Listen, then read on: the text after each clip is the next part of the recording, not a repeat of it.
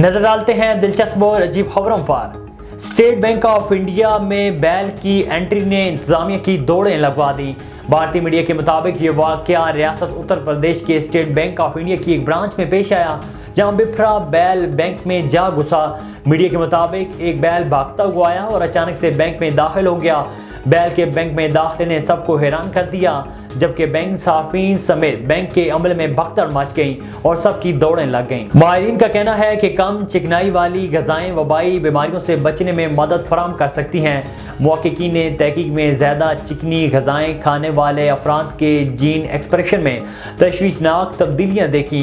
तहकीक के नताइज में ये बात सामने आई कि ज़्यादा चिकनाई पर मबनी ग़िज़ाएं जिसमें प्रोटीन के जीन एक्सप्रेशन को बढ़ा देती हैं, जिनको कोविड प्रोटीन इस्तेमाल करते हैं ताकि जिसमें दाखिल होकर इसको मुतासिर किया जा सके। निगरान विभाग हुकूमत ने कहा है कि ग्लोबल हेल्थ सिक्योरिटी सरबराह कॉन्फ्रेंस होना पाकिस्तान के लिए एजाज़ की बात है। इस्लामाबाद में निगरान वज़ीर सेहत नदीम जान ने निगरान वज़ीर इत्तलात मुर्तज़ा सोलंकी के हमरा प्रेस कॉन्फ्रेंस करते हुए कहा है कि कल से ग्लोबल हेल्थ आलमी सरबराही कॉन्फ्रेंस इस्लामाबाद में शुरू हो रही है, जिसमें 70 से ज़ायद मंदूबीन शिरकत करेंगे। नदीम जान ने कहा है कि अवाम की सेहत से मुतल्लिक मसाइल ही असल मसाइल हैं। हेल्थ सिक्योरिटी निज़ाम में खामियों को दूर करना होगा। कोरोना की वजह से हमें बहुत नुकसान हुआ है।